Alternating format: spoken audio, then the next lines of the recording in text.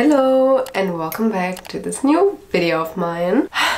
This is the beginning of the year book tag. I mean, yeah, we are like 2 or 3 weeks into January now, but that doesn't matter. We don't really care about that. Like, I still wanted to chat about books with you guys, and I was thinking, okay, am I gonna do like a new year reset? But for that it feels too late already. You know, I feel too much behind. So I feel like this is actually a better solution because I can just chat about the books I want to read this year with you guys. You know, just sitting down, chilling, relaxing with you guys. What am I doing with my hands here? I don't know. Being in this beautiful setup with you beautiful people behind the screen. I'm so excited. Okay, I have the questions here on my phone.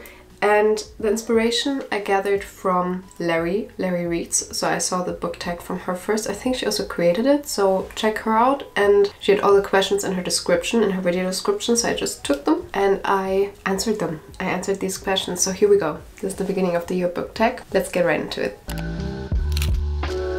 The first question is, how many books are you planning on reading in 2025? To be honest with you, my last goal was 70 books and I feel like right now I'm not really feeling like that was a good thing. I want to take it a bit slower. I want to read books I'm really curious about. Also longer books. So I've been postponing a few books because I felt like it was just not the time. Whereas now I feel like if I have it lowered to 50, I feel like I have more time to read books I'm actually interested in, and then it doesn't matter the page length or anything, you know? So that was my goal behind it. That's why I said 50. If I'm gonna make that or not, I don't really care this year anymore. I'm like, last year I was so adamant about finishing my reading goal and getting those 70 books done. But next to everything, it was just a bit too stressful, to be honest. Like, I was towards the end really stressed. So in context, I was like, the first half of the year, I was working 9 to 5. And then I picked back up my study because we had like an internship type of situation going on. But that was really heavy because I also had to travel for my internship within Germany. So it was like a lot of stuff happening, you know, like working, traveling, had a long distance relationship. So like the weekends were full and the week as well. So I didn't really read a lot. So at one point I was 9 books behind schedule and I'm really happy I still made it. But even with studying right now, it's my final year. I'm gonna finish my bachelor this year. I want to read because it's fun and not because I feel like it's a chore or because I have to. So that's what I want to change in 2025. Then the next question is a book you're likely to reread this year. There are 2 books. The first one is right over here. It's Book Lovers. Beach Read by Emily Henry. Sorry guys. I mean, I got this beautiful edition for Christmas and I really would like to read this one, but I also would like to annotate my old edition. I read it in a 24-hour readathon, like in my first 24-hour readathon actually a few years back, and I loved it. Like, it was such a good book, especially for the vibe I was going for. So I would like to get back into that. And also I would like to read The 7-Year Slip by Ashley Poston. I've tried reading a few more books by hers, but I'm just not able to get into them. So I'm curious if maybe The 7-Year Slip is still gonna be something I love, or if that maybe was just a moment in time. Because back then I was completely obsessed with it. So I feel like, yeah, that was one of my favorite books and I would still recommend it to everyone. But I just want to know if that would still be the case, or if maybe it's not my favorite anymore. Next up, a priority read on your 2025 TBR. There are multiple, so let's get right into it. The first one is Binding 13. As you can see, I'm almost finished with it. This was really something I got to actually on the first day of the year. I was like, I want to get this done. I'm really enjoying this so far. I feel like for me, I didn't want to read it last year, or I started reading it last year, but I just noticed it takes me too long to get through. I mean, it's written in very tiny letters in a very tiny font, and it's 800 pages, and that's completely fine. But for me, if I have to reach my reading goal, I was like, this is not gonna be doing it for me, cutting it for me last year. So I'm wanting to read it this year and I'm gonna finish it hopefully today or tomorrow. That's my goal. I hope to actually continue the series, but let's see. Let's see how I also like the ending and everything. Then we have the 3rd book in the Magnolia Parks series. I loved the first 2 books, especially Magnolia Parks. I really enjoyed. I'm not a Daisy Hates girly. Like, I like Daisy Hates, but I didn't enjoy it as much as Magnolia Parks. So I really would like to get back into this world because it's been a year since I read Magnolia Parks. And yeah, I feel like this month actually is a good month to do so, but let's see. The month is almost over, so I hope I still get to this month. And then lastly, because I already wanted to read this book very badly last year and I didn't, is Archer's Voice. I have the annotated special edition here from Barnes & Noble. Completely obsessed over this thing. I'm so glad I picked this up and I really hope I'm gonna love this. Heard a lot of beautiful reviews about it, so I'm really excited, and I think I'm gonna pick this up early this year. So these are like priority reads, obviously, so I want to pick them up very soon. And this one also just made sense for me to pick up in a short time span, like not wait too long for that. The fourth question is an author you won't be reading any more books from this year. And there are two authors on this list. The first one being Carissa Broadbent. Last year I read her The Serpent and the Wings of Night and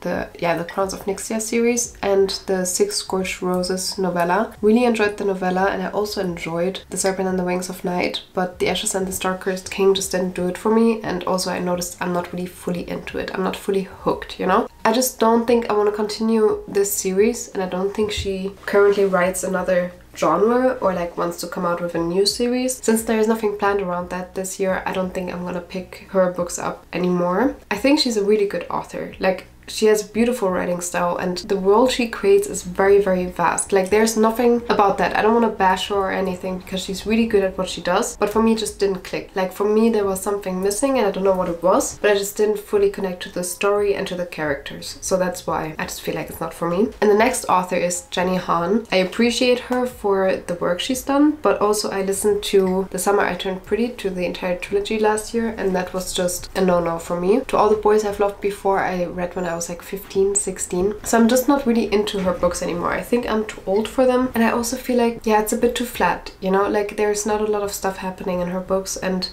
it just all feels a bit naive sometimes. I don't know, it's just really young adult and I'm not feeling that anymore. So Jenny Han, I don't think is for me. If you're a younger target audience, I think this really could be for you, but in this case, I'm not gonna pick any more Jenny Han books up. Oh, the mailman is here. Fifth question is there something new you want to read? Like new genres or new tropes? And I'm gonna be honest, I'm pretty satisfied with how it's going right now. Like genres, I don't really think there's anything else I would like to pick up, to be honest. But maybe, I'm saying that right now, but maybe I would like to pick up a thriller because I'm really scared about it. But I've been getting a bit more into dark romance and I'm not fully thrown off by it. So I feel like maybe this could be for me. Maybe I'm gonna try 1 or 2 thrillers this year, but let's see. This is not a goal, you know? I'm not gonna get my hopes up too high about this. A popular book you want to read. We actually have 2 in this scenario.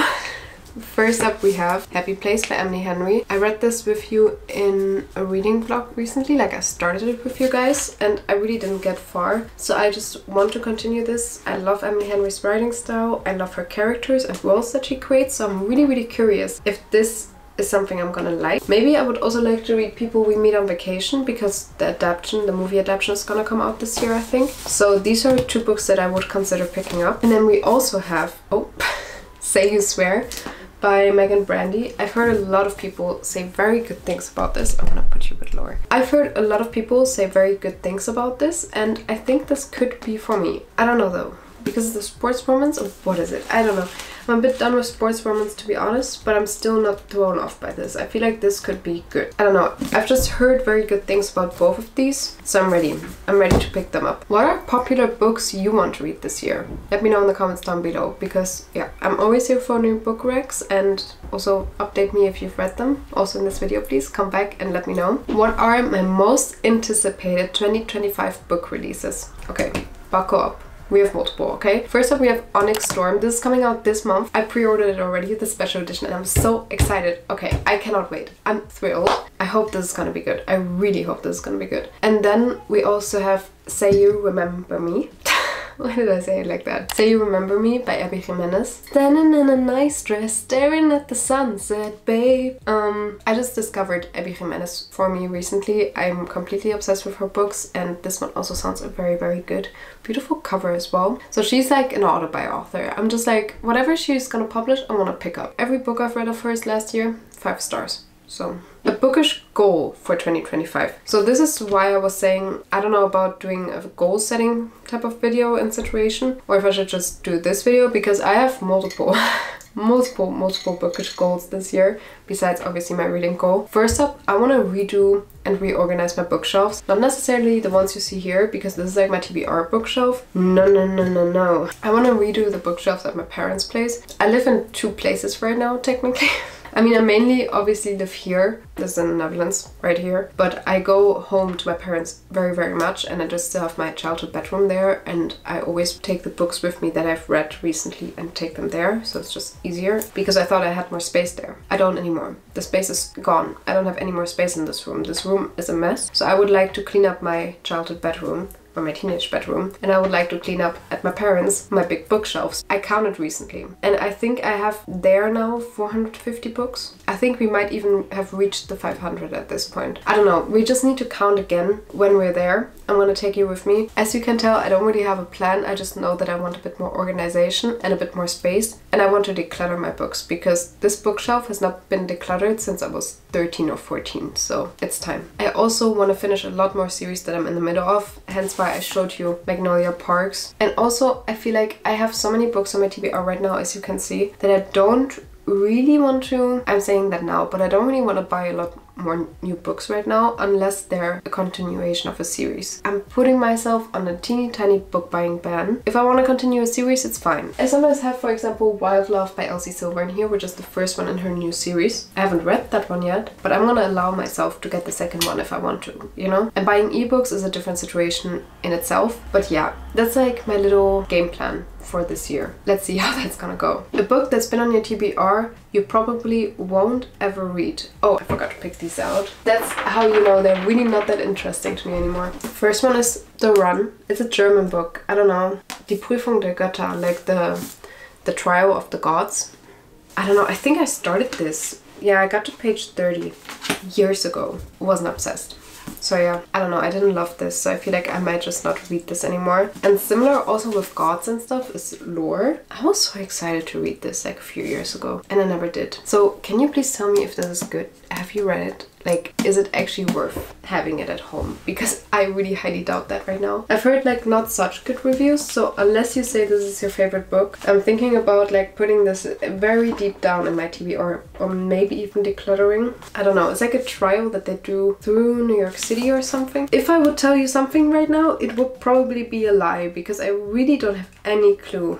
It's looking beautiful, stunning though, but it makes me a bit sad. If I look at it, I'm just like, I've wanted to read this for so long, and now it's just there. I don't have any positive emotions towards it anymore. That's just the sad thing about it. A series you want to read this year. As I already said to you, I want to finish a lot of series this year. So the first one being Magnolia Parks, already said that. Then Zodiac Academy. I'm currently on the second book. I started the first one I think in October or something. So I really want to continue because I think this series has a lot of potential. Yeah, it's also very hyped, but when I was reading it, I really felt like I could love this. Like I felt like tingling already in my heart, you know? I feel like this could be good. I also want to finish up the Chestnut Spring series because both books in the series that I've read, like the first two, were 5 stars. Completely loved it. So I think this is what I want to read this year as well. And then also the Addicted Calloway Sister series. I want to finish. I only read 2 books in the series yet, but we're gonna be ambitious, you know? Like, these are very long series, like Zodiac Academy and Addicted, but I'm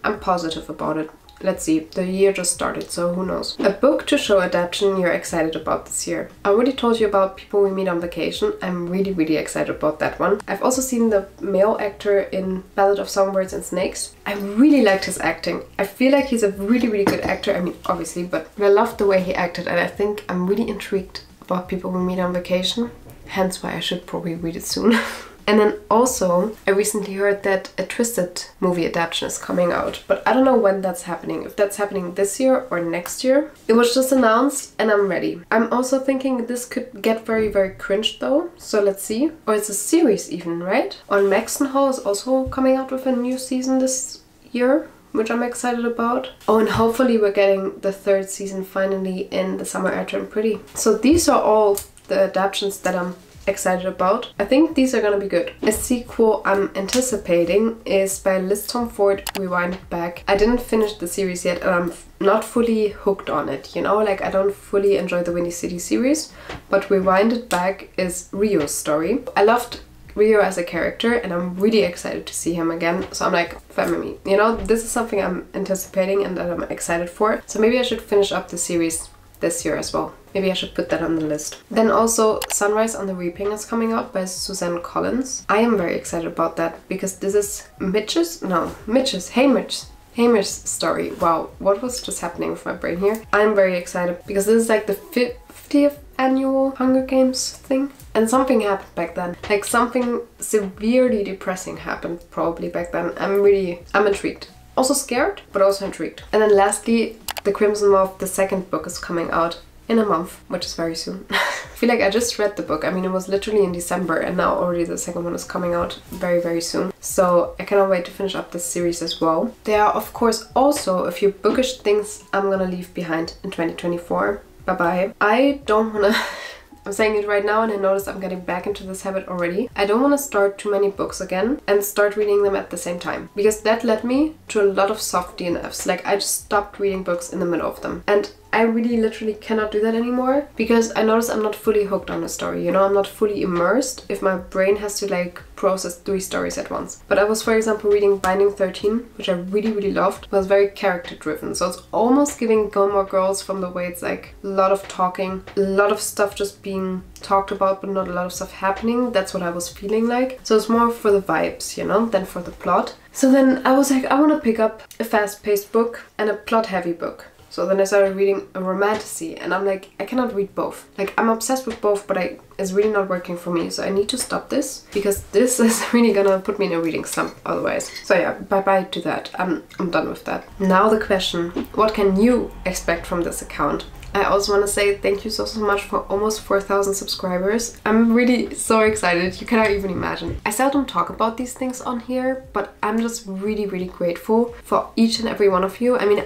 that's literally what I say in every single video, but I've seen the number grow and grow and grow, and I've been on YouTube for 5 years now, almost. It's just crazy. Like, to me, to finally see something happen and to see growth within the past year and a half, also to be in this book community, it has brought me so much joy. So there are definitely a few things I want to change this year on this channel because I, for one, wasn't very consistent. I mean, I just explained to you as well, my life last year was quite hectic. So I'm trying to be better in that. Of course, I cannot promise anything because I cannot see into the future. I don't know what's gonna happen this year, you know, like literally, I don't know where I'm gonna end up this year. So I cannot promise a lot of things to you right now, but I hope to take you along with me a bit more. I hope to maybe vlog a bit more, be a bit more personal, because I love these sit-down videos, but I feel like, yeah, I'm not really doing vlogs anymore, or I'm not really taking you into my life. And also in general, just reading vlogs, doing 24-hour readathons, having a bit more fun with reading again, you know, because as I said before as well, reading felt more like a chore almost because I wanted to reach my reading goal and I wanted to make videos for you guys, and then I just felt a bit burnt out about it, that it didn't feel that fun anymore. Like, I still love this channel and I love making videos. That's not the case at all, and I enjoyed the books I was reading, but actually finding really books I love, that was really hard last year. So that's something I hope to change this year. I hope to take you on this journey with me. So maybe we can add a few fun twists to things. I don't know, like, I don't know what this is gonna look like, but I'm gonna try to be a bit more creative again, to not stay in a rut, you know? I don't want this channel to stagnate. I don't want this channel to just look bland to you. I want this to be fun for you as well, so I'm gonna try to have as much fun with it